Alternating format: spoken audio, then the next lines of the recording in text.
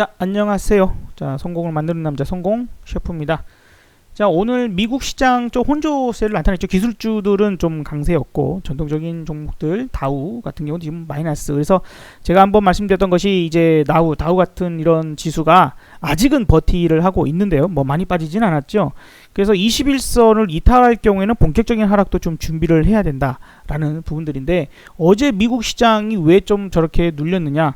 이야기 나오는 명분상으로는 코로나 재유행 우려라고 나오지만 이렇게 생각하면 답이 없어요. 이렇게 생각하면 답이 없습니다. 왜냐하면 시장이 지금까지 상승을 했던 이유, 그 이유들을 생각을 해보면 물론 코로나 영향은 분명히 있죠. 그러니까 오히려 코로나 때문에 시장이 올랐다라고 봐야 돼요. 이제 떨어진 상태에서 코로나 때문에 이 하락이 나왔었지만, 그 다음부터는 코로나 때문에 코로나를 극복하기 위해서 무제한 양적 완화하고 토탈 케어 프로그램 들어가고, 그죠? 회사채 매입을 해주고 뭐 치료제 개발을 하고 온갖 것들로 이야기들을 나누기 시작을 한 겁니다. 그쵸? 자, 제가 지난주에 시장에 한번 큰 충격을 줄 수 있다 경고를 좀 드렸어요. 그래서 이 하락에 큰 수익을 냈는데, 그랬던 것이 바로 여기서 FOMC가 있었죠. 지금의 시장을 바라보는 관점은 철저하게 1도 유동성, 2도 유동성, 3도 유동성입니다. 코로나 아니에요. 오히려 코로나 때문에 문제가 생기니까 무언가가 구원의 손길이 나오겠지. 그럴 거야. 꺼야 장세입니다. 꺼야 장세. 그죠? 꺼야 장세. 이럴 거야. 이거 해주겠지. 주겠지 장세예요. 그래서 기대감 장세다라고 봐야 되는데, 문제가 생길 때마다 유동성 공급, 문제가 생길 때마다 유동성 공급, 문제가 생길 때마다 유동성 공급. 거기에 이제 기대감들이 너무 커져 있고 학습 훈련이 되어 있다 하는 부분들이죠. 지난번 FOMC에서는 이제 됐잖아, 내가 이 정도까지 능력 있는 남자 보여줬잖아, 많이 했지, 주가도 많이 올라왔고 경기 실업률 야 생각보다 괜찮잖아요, 괜찮지. 그래서 특별한 게 없어 버렸어요. 그러니까 이제 파월 연준 의장이 얘기한 거나 연준이 얘기하는 입장은 이제 필요하면 얼마든지 해줄게, 필요할 때는 얼마든지 해줄게 라는 부분이 사람들이 초점이 맞춰진 거죠, 시장이. 그래서 이때까지 했던 걸로는 이제 충분하고 이 정도를 유지할게 2022년까지. 그거는 뭐 필요 없는데? 지금 뭔가가 또 대단한 걸 줘야지 내가 올라가지 라고 했는데 그걸 안 준 거예요. 필요하면 줄게. 필요하면 어떡해? 그러니까 북한이 지금 징징거리잖아요. 그죠? 그런 것처럼 시장이 급락을 하면 반응을 보이는 거예요. 알았어. 급락하니까 징징대니까 알았어. 그러면 회사채 매입을 직접적으로 해줄게 라고 얘기가 나온 상황인 거죠. 그래서 그것에 우선적으로 급격하게 상승이 나오는 그런 부분들이지만, 여기가 우리가 이제 뜯어봐야 될 내용들이 있는 거예요. 뜯어봐야 될 내용들이 바로 이 내용들을 실질적으로 실행할 수 있는 거냐, 라고 봤을 때는 그것이 실행하기가 쉽지는 않다. 그죠? 쉽지는 않다. 지금 이제 이 시장 회사채를 직접 매입을 하려면 이제 두 가지 시장에서 봐야 돼요. 프라이머리 시장과 그다음에 세컨더리 마켓 시장, 요 부분들에서 봐야 되는데, 요거는 이제 발행 시장이고요. 이거는 유통 시장이에요. 그래서 여기에서 또 얼마 이렇게 매입을 해서 그 규모가 총 7,500억 달러 정도를 매입하기로 했던 부분들인데, 이게 지금 진행이 전혀 안 됐어요. 전혀 안 됐고 제로입니다. 제로고 ETF, 그죠? 회사채 매입 프로그램이 상장지수 펀드 ETF를 통해서 55억 달러밖에 매수가 되지 않은 그런 부분들이고, 이것조차도 많이 살 수가 없어요. 어떤 하나의 주식이 있다면 우리나라 연기금 같은 경우에도 한 회사의 지분을 얼마 이상 살 수 없다, 이런 것들이 있는 것처럼 규모의 제한이 있는 거죠. 너무 연준이 나서 가지고 너무 크게 뭔가를 하려고 할 때는 우리가 좀 하죠. 그래서 파월 연준 의장이 코끼리가 되진 않겠다라고 한 겁니다. 시장을 연준이 막 휘어잡고 쥐어 흔드는 그런 상황까지는 만들지 않겠다라고 얘기를 하는 부분들이고, 과연 도대체 회사채를 직접적으로 매입을 하는 그런 상황이 된다라고 한다라면, 그죠?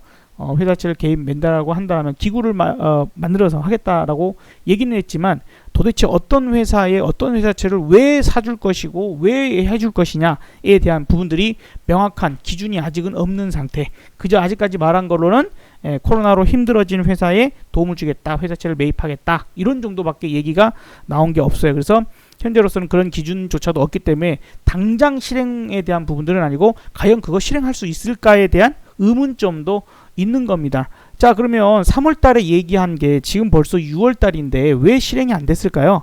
실행하기 어렵거나 아니면 실행하기 싫은 것일 수 있죠. 그때 당시는 워낙에 급했기 때문에 시장이 너무도 급격한 하락과 폭락과 우려감들이 있는 상태였기 때문에 급하게 대책들을 마련했어요. 그죠?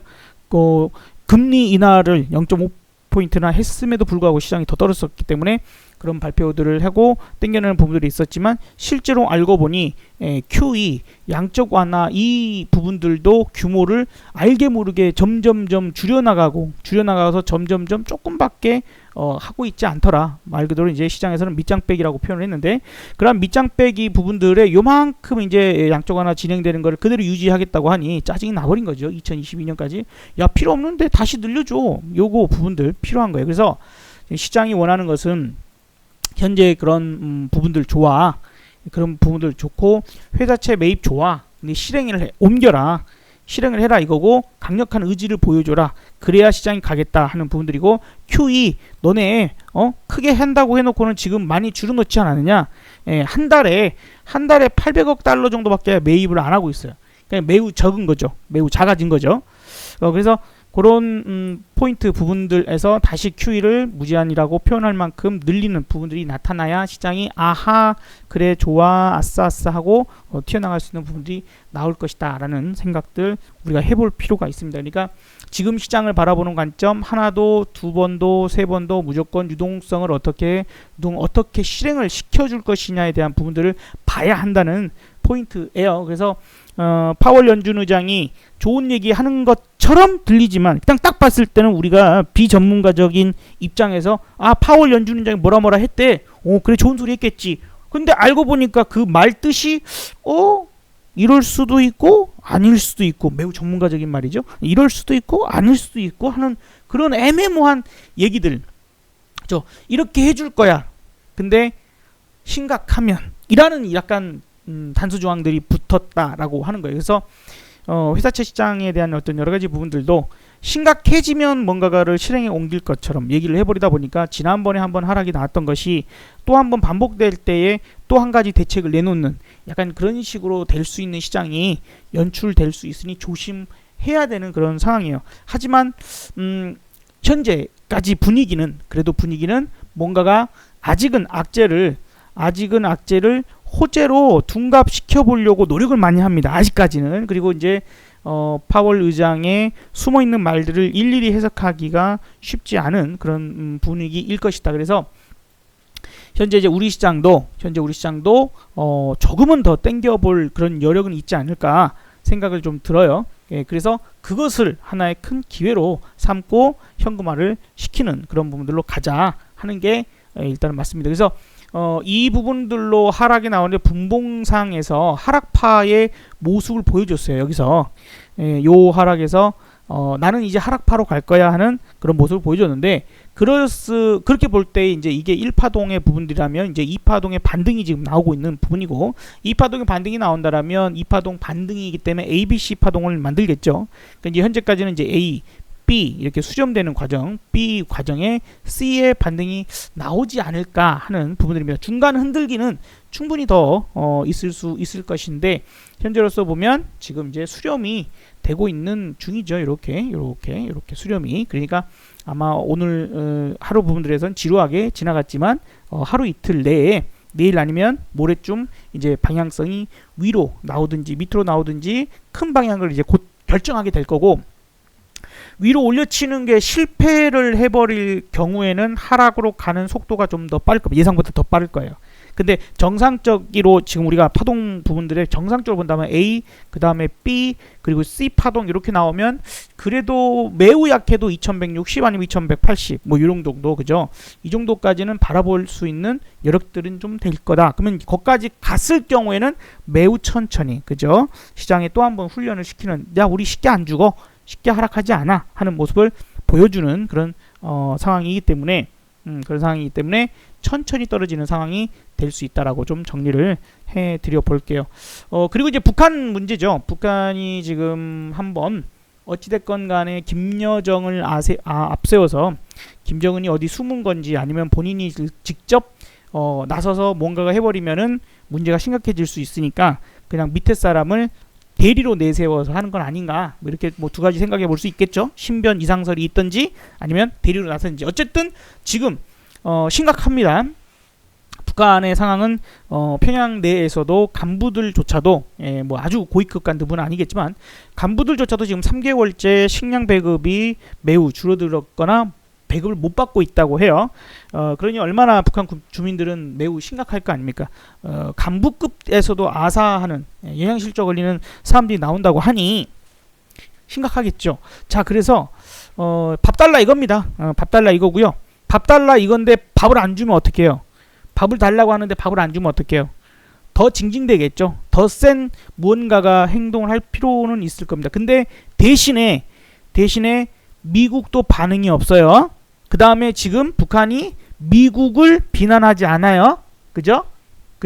그렇기 때문에 지금 북한은 매우 의도적으로 행동을 하고 있는 부분들, 뭐 당연한 거겠죠. 의도적으로 김여정이 미쳐가지고 갑자기 빡 돌아가지고 그런 행동을 하는 게 아니고 미국의 심기를 건드리지 않는 선에서 하기 때문에 미국과 상관이 없는 남북 공동 그죠? 연락사무소를 폭파시킨 거. 그러면 이후에 도발적인 행동이 나올 확률이 매우 높은데 그것조차도 미국 쪽으로 무언가를 하는, 그러니까 뭐 태평양으로 미사일 쏜다거나 이런 식의 모양새가 아니라 이제 뭐 좀 하지 않아야 할 행동들을 오히려 이제 우리 입장에서는 그냥 미사일 하나 쏘고 에이씨 왜 그랬어 그러면 되는데 그게 아니라 남한 내에 뭐 좀 심각한 어떤 도발적인 부분이 나올 가능성이 높아요. 이제 뭐 그런 것들로 좀 심하게 좀 생각을 해봐야 되지 않을까. 이제 개성공단 쪽 이렇게 막 하고 막 해버렸으면 뭐 금강산 그쪽 관광지구를 건드린다거나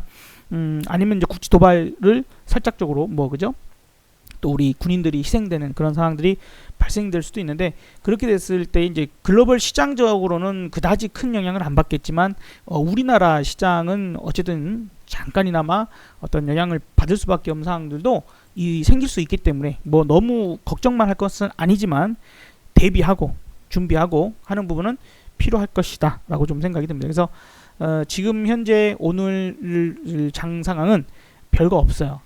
별거 없었기 때문에 그냥 이렇게 끝난 겁니다. 미국이 뭐 올라서 떨어져서 이런 부분들도 아니고 별거 없어요. 뭔가가 이슈 없고 하다 보니까 이제 미국의 방향성을 보고 그 다음에 가겠다 하는 부분들로 봐야 된다. 이렇게 좀 정리를 해드려 보도록 하겠습니다. 그래서 현재는 어찌됐건 간에 반등 쪽으로 조금 더 무게를 실어보고 싶어요. 반등 쪽 무게를 실어보고 싶지만 다만 대응에 대한 부분은 올라가면 가지고 있는 주식을 비중을 축소해서 현금화를 해서 다음을 대비하는 쪽으로 말씀을 드리고 싶은 거지, 이제 많이 다시 한번 또 튈 거니까 주식을 왕창 몰빵하고 콜을 몰빵해서 상방을 먹어라 이런 개념은 아닙니다. 오히려 올라갈수록 이제 하방에 대한 부분들을 대비하고 만약에 전고점 못 넘고 다시 꼬꾸라질 때에 그에 대한 대비가 오히려 필요한 것이다. 뭐 빠지면 저점 매수 하면 되니까, 현금 있는 사람은 걱정할 게 없어요. 그죠? 현금 있으면 저점 매수 해버리면 되니까 이제 그런 부분이고, 이걸 분명히 21선 깨진다고 바로 사면 안 돼요. 21선 깨진다고 바로 사면 안 되고 최소 61선, 그죠? 코스 닥 기준에서는 일단 최소 61선 정도라도 가면 그때 저점 매수를 할까 말까를 고민하는 시장으로 보시면 좋을 것 같습니다. 수고하셨습니다. 감사합니다.